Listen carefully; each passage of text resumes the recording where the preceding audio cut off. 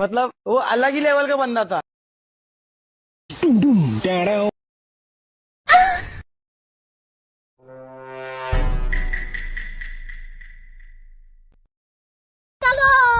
चलो